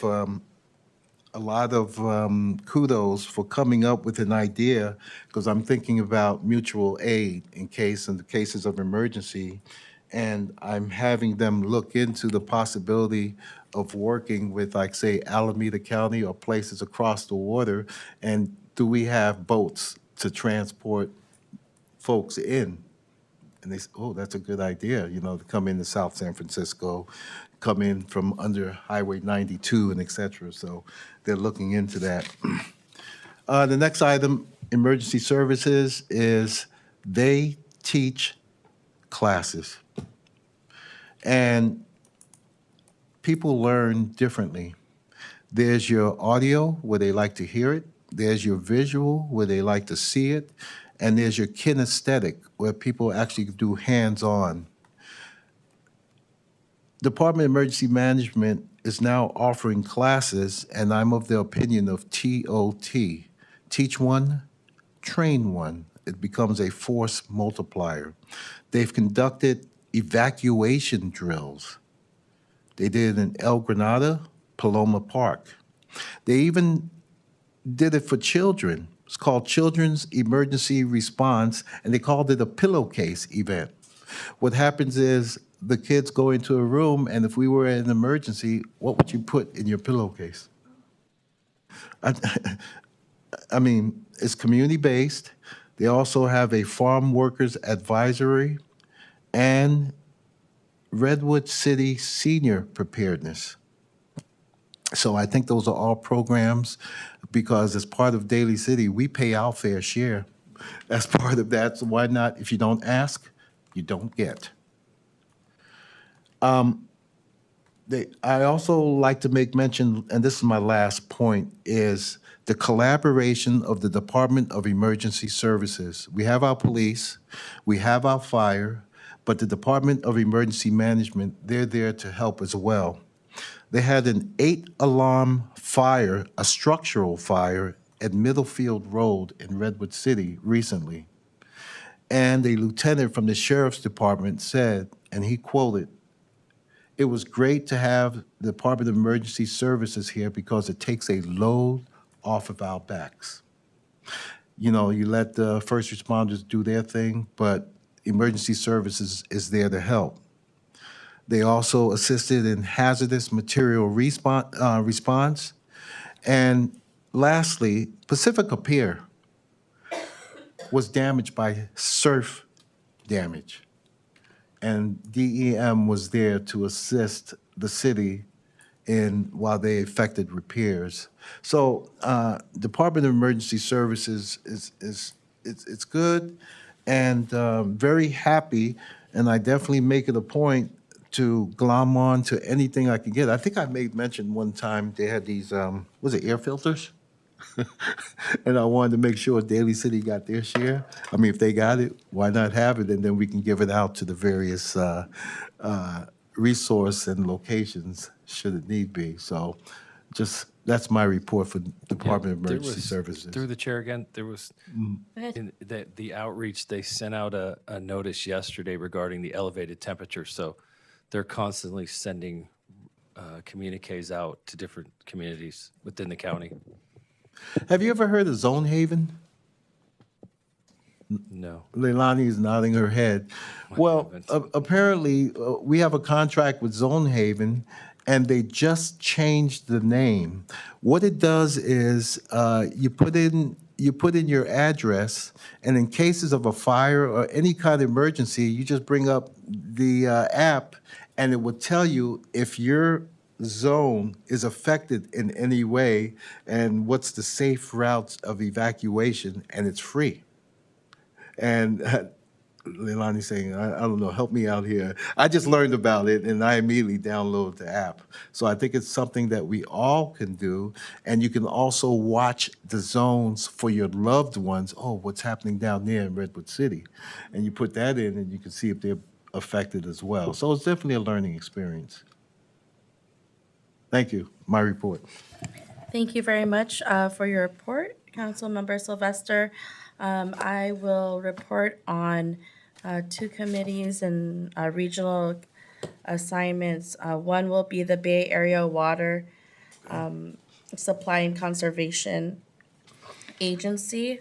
One very big announcement is the retirement of the current executive director and the new appointment of former Bosco director Tom Smeagol, who is also Cal Water CFO.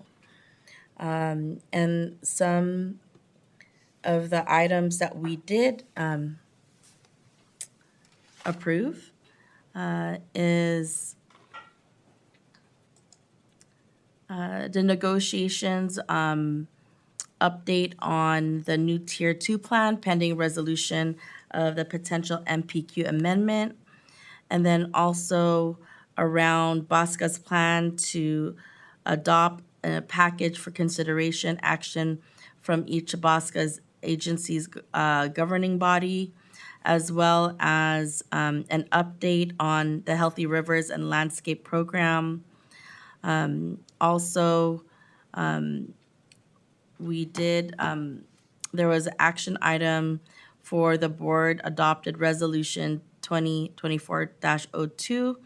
And that was what I mentioned earlier. Now we have the new executive director, Thomas Meikle. And then also there was an approved contract amendment to general manager employment agreement effective September 30, 2024. And also the board directed staff to bring back a revised policy reflecting the increase of compensation for board meetings with a 5-year review interval as soon as practical. As I think the last time it was ever looked at was 20 years ago. And so that was an update on that. And also, let's see, that was the main big one, having a new executive director for Bosca. And then also want to update on CCAG. I wanted to let everyone know in regards to CCAG, there was a approval of resolution 2449 that specifically is impacting us in Daly City with the Measure A congestion relief measure for the Daly City Smart Corridor incident timing plan. And so that was approved. So that specifically around traffic congestion, right, if you notice by like the Westboro exit and that area, there's a lot of traffic during, I would say, rush hour. And so it's looking at ways to alleviate some of that congestion in that regard. We also reviewed and amended the budget for CCAG. And then we also had an evaluation of the executive director, Sean Chambertier.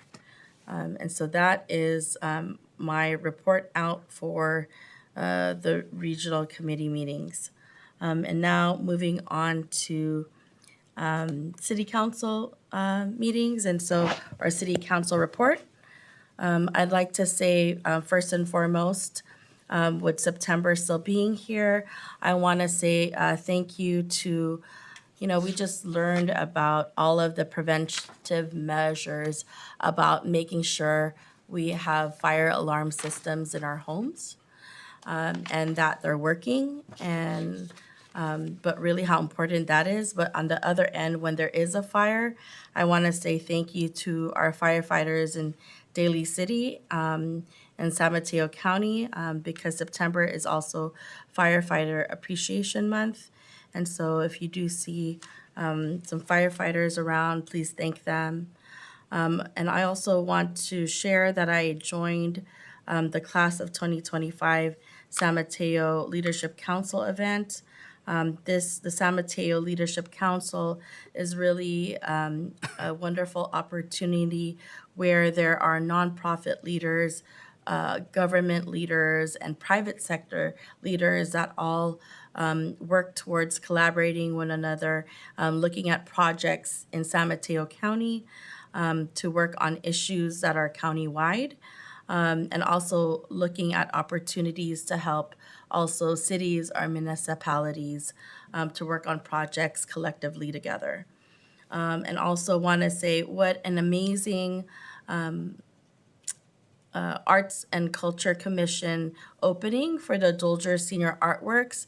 If you have not seen the artwork that is upstairs, it is pretty phenomenal. So I want to thank the Arts Commission, Recreation staff, the art teachers, and the artists themselves that really has graced our rotunda with all of the beautiful artwork. Bless you. And then also joined the 5th anniversary of the Northern California Cantonese Heritage Association. And Pachanga was really amazing, and how they were able to put that footprint and bring all of the vendors and the resource tables together. I thought it just brought everything together. I know that the recreation department always looks at different iterations of how to make events better, and it was just wonderful from starting off with the culture of food, music, dancing, and really just a really wonderful event. And then that same weekend was the Daly City Firefighters Charity Car Show.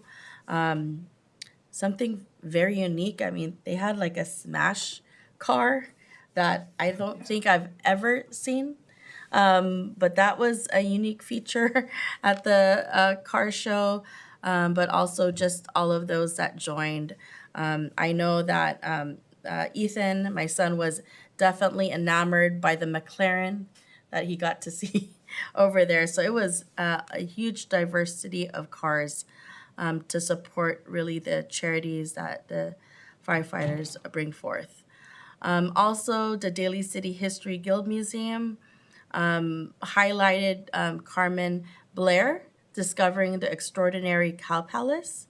So it was wonderful to see kind of the highlights of and memories of Cow Palace, and really being able to, highlight that over the years so that generations to come can see all of the artists that have gone through there, all of the amazing concerts. I know that one place that the Golden State Warriors played at one point, and so it was really great to see that, and kudos to the Daly City History Guild for their continued programming. And then also was able to join the Daly City Retired Employees Luncheon, and it was really wonderful to see former staff who really gave so much to our city, and hear what they were up to, and also some of their stories serving our community. And then was able to join the Women's Health Luncheon and Lecture with Sutter Health, really highlighting the importance of women's well-being. And it was also focused on their youth programming and what they're doing around mental health. What was really wonderful was the guest speaker was Olympic gold medalist Venus Williams, which was really extraordinary to hear directly from her as an Olympian and just a trailblazer in her field. And then also fall into the holidays with the Chamber of Commerce, which was really festive because as you walk into the Dave and Buster's room, you felt like it was already the holiday season. And so that was really well attended and wonderful to see all of our businesses come together. I also wanted to congratulate Vice President or Supervisor of District 5, David Canepa, for his his event highlighting that 500 County Center is the greenest civic building in the nation. And so that is pretty phenomenal to see that they were able to build a new civic center, but also ensure that it was green. And then I want to say thank you to all of the staff that was involved and all of the volunteers that was involved with Love Not Hate, the multicultural celebration that we had at our Rose Garden. I know it's been a while because of the pandemic, but really everyone coming together, the youth that was so inspiring, our youth poet laureate who started off the event, as well as all of the cultural performances, and also just being in community with one another. There was one elder, and this is really for the staff. I want to let you know how thankful there was a older adult that has been living here since 1977. And this is for the staff. They said 10 out of 10. They really enjoyed how open it was and everything was wonderful, to the cultural dances, to bringing in the animals. I think, and they were really happy, and they were. If we talk about ensuring that we are combating loneliness, they did mention that it feels a little different from when they first moved here, and that they really enjoy the event and they look forward to more to come. So to the staff, that's for you. That was direct feedback from a community member. And then I wanted to say congratulations and thank you to all of those that participated in the dog show off. I think that when we think about, just our furry family friends are also part of our family and community. And I thought about when Supervisor David Canepa hosted, how to combat loneliness with, and really what happens with our pets. And so that was an opportunity for our community to also come together. So I say thank you so much. It was extremely positive, and really to also the Department of Water and Wastewater for throwing down and cooking the barbecue, which was burgers and hot dogs. I think it was just really wonderful, and I just can't thank all of the staff and all of those participated. And then also this past weekend has been very busy. There was a diaper drive led by Westmore High School students with the Jackie Spear Foundation, but really with collaboration with our partner, the Daly City Community Center, as well as First Five San Mateo County, and others, really to be able to support those most in need, especially with the rising costs within our community. And we know how expensive it is in the Bay Area. So even, diapers make a difference. A box could be $50 to set, and if you get the bigger box, it's like close to $60, right? And so everything counts. And then also was able to join the San Francisco Coordinating Council Alliance installation, which had, I think, under them, they coordinate over 20 to 30 Lions groups. And I was able to sit with Council Member Flor Nicholas of South San Francisco, and then also Planning Commissioner Chair Cheryl Qatar. And then last but not least, as far as events, congratulations to the Police Athletic League for another successful event at, just the Lake Merced Golf Club. We know that all of the hard work that they put into that goes back to support youth sports and programming, and it was really wonderful to see all of also the businesses come and support. And when you talk about community coming together for our youth, it was really wonderful. I did get to support the raffle, and I won a portable massage, a massage. I was like, I had to leave for a council, and then they're like, hey, you won. I was like, okay. But, it was really to support the youth in that regard. So thank you and congratulations to our Daly City pal.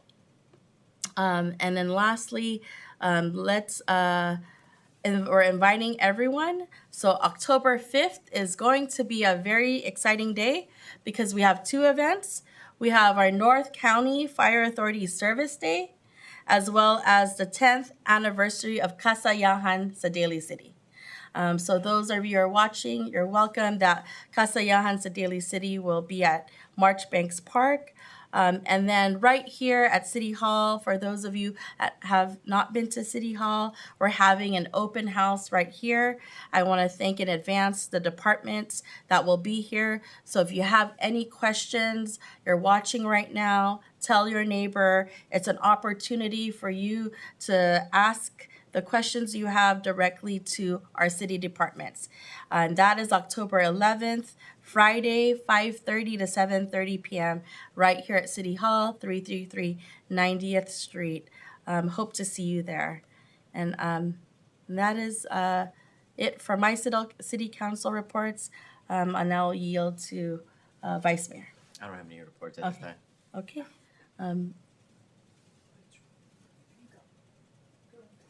Go ahead. Go ahead, Thank you, Mayor. Okay, she's already highlighted a lot of great events, so I'll just go into it and say that, let's start with the most current. Police Athletic League, off the hook. Thank you to all the sponsors. We were all there, the three of us, and we didn't want to leave, but we're here, and we just want to make sure you know that we have the support. I know that there's a hole-in-one that someone could have got the truck from City Toyota, so maybe next year. I know the great golfers over there, a lot of retirees, even Cisneros, and I thought, geez, one of them should be able to do it, Reyes or someone. And not this year, but maybe next year. So there'll be a chance to win maybe another vehicle or whatever. It's a great opportunity. It's nice because everyone, the sponsors come, and then not only do they sponsor, I love that they participate at the dinner, they're at the golfing, they're interacting with our retirees or our police officers or the rank and file or whomever there. And I saw the chief when he was leaving. I know he was there. He's always giving support as well. And it's the camaraderie, the food, and just a great event. And Lake Merced always is a great host, and they do a great job. And I know there were many winners tonight, many great prizes, and they were there with all their heart, which I like that. So it was fun for that part. And then we go into the diaper drive that the mayor was speaking about. One of the biggest things that I remember that Jackie Spear talked about were the fourth richest county. We have 22 billionaires that live in this county. We also, the living wage is $31 an hour. So we need to keep in mind that there was two moms there, and I don't want to take away anything from my other colleagues that spoke. And the young ladies at Westmore that got inspired by Jackie Spear Cumming, it was their idea and spurned it. And their leadership was very impressive, completely impressive. These are young women that she told a story about her family, and she could relate to seeing how the costs were. So the things that we develop, and we don't think we have a spark, we are developing sparks and an inspiration in all that we do. So we're lifting the veil on the childhood poverty, and I think that there are things that we as a council can do and maybe look at. I know that the young lady had lost one of the ladies with no names, but had some tough times, lost her job, but got a job at $17 an hour. I know that here in our city is 1662. We may want to take a look at it, and I know that, you know, people say, well, if you raise the cost of all the things, and then the businesses will shut down. But there has to be something, and we as a council have certain abilities, and that, you know, to make things livable and affordable for the people, and the diversity that we celebrate in our community, we want to keep people here. We really want to keep people here. So we want to make sure that, yes, things are affordable for the businesses, but yes, we want to make sure that they're able to put food on the table for their kids as well, and not have to work 2 or 3 jobs, and they are going to school and try to better themselves. So, you know, like giving that lift up is so important, that people need a hand up sometimes, and that we're there to do that, and it's very warning. The Pachanga, as we know, that was a great setup inside. I see Denise and all the great workers, and the way they had the stage was wonderful because they didn't have to use their feet on the ground this time. And I thought that was a great setup, a great celebration. And as the mayor alluded to with the food, they started off with the food cooking. I thought that was great. And we have many more things. I mean, oh my gosh. She alluded to the retirees luncheon, that the 3 of us were there. And it's so great to hear the stories. I got many stories about the finance department at the table I was at. And that was fun. And then good stories, I mean, like with Carol and all them, Pat Saunders, and I mean, the families that the city creates in each department, right? With the retirees that come out, but they come out and they still are able to connect and laugh and think about all the great things that they do. And we want that to continue with all of you that are in here tonight, and with your coworkers, and with no matter what level they're at, that you'll be able to have those stories as well, and make it a very healthy environment, a very healthy. I mean, no, people are under stress, you know, with the things that are going on, but in each department, we have an ability to do that. And I think that was a positive tone. They shared many laughs. They were saying the city manager at that time got down with them and tried to fix the machines with the printer. And it was Mr. Rowe, correct? Was it Mr. Rowe at the time? So I know I'm going way back now, but he would come out and he would help, like if there was something was stuck, he wouldn't just leave them in finance and couldn't figure it out. He'd have to get down there with the toner and do all those things. It was fun. So I think they had fun at their tables as well. And she alluded to the Love Not Hate, and with the great barbecue that there was cooking and creates a fun atmosphere. And then there were so many more. And God bless our firefighters, our police officers, as our first responders. We have had a lot of calls, and I know that they've been working collaboratively recently on certain things that have been happening, that they respond, let's just say, they respond in mutual aid pretty darn quick. Like, I mean, 6 cars, impressive, in Broadmoor, very impressive, and that we're there to help everybody. And they don't even ask, they just do. And I think that's professionalism, it's compassion, it's protecting and serving all communities, no matter where we're at. And very proud that our Daly City PD, I mean, your response time is incredible. So thank you for that, and much appreciated. And then I think they talked about the Lions Club, which was great, where there was a new president, and we were there with South San Francisco Council Member Flora Nicholas and her husband, and many other people as well. And it was a great community event with a lot of the Masons were there at a table in the corner that we all know from Crocker Lodge. So I don't want to take anything away from Councilmember Prano, but I think we had a lot of fun and good stuff that was happening. Thank you very much. Thank you. And good food. And good food. I don't want to repeat too much. I know. I agree with everything that was said here. The one thing I would point out, and I'd like to make a point with regards to the diaper drive, a Daly City partnership. Yeah. What an incredible! It's an incredible organization, and I think that unless you need to use them, you don't realize what they do. I think we all had tears in our eyes when the two ladies spoke. Yeah. I would tell you that both said they never thought they would be there. One was in the process of going to school to be a nurse, and she had a little baby, and she just got into just things happen, as she said. What she didn't mention until I spoke to her later was, with the help with Daly City Partnership and the assistance, things as simple as we think simple, diapers, wipies, so many different services that they give. She, fast forward, is getting her master's degree in nursing. And what she wanted to say was, sometimes you only need help to get up and walk, you know?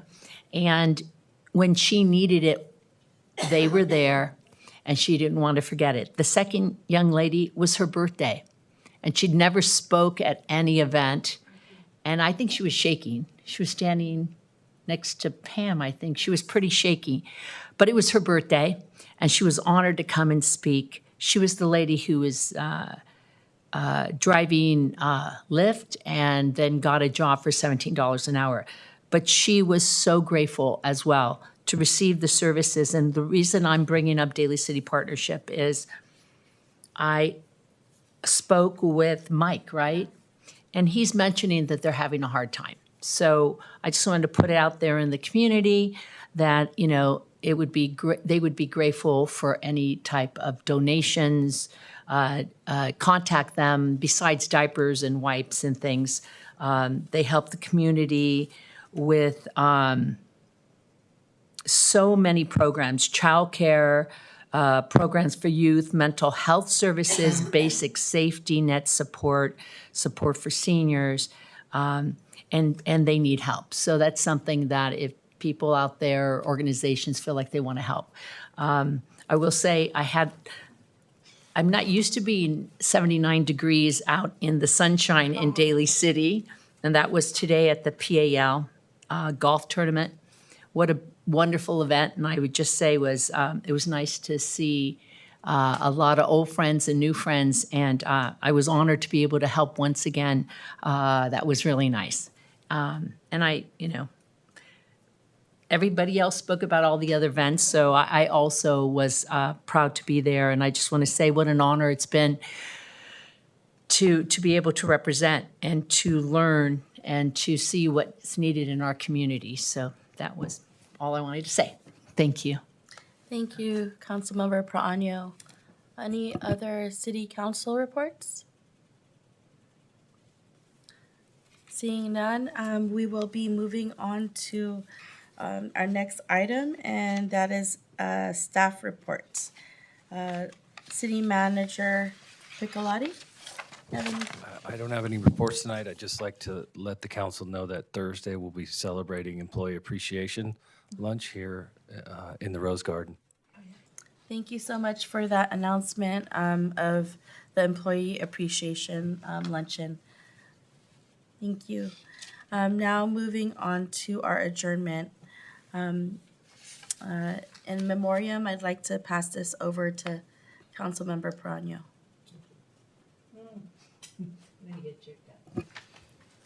So,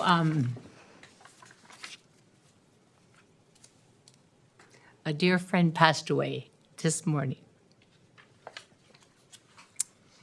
And she was a lovely lady, and she had a bright smile, and she had a joy for living.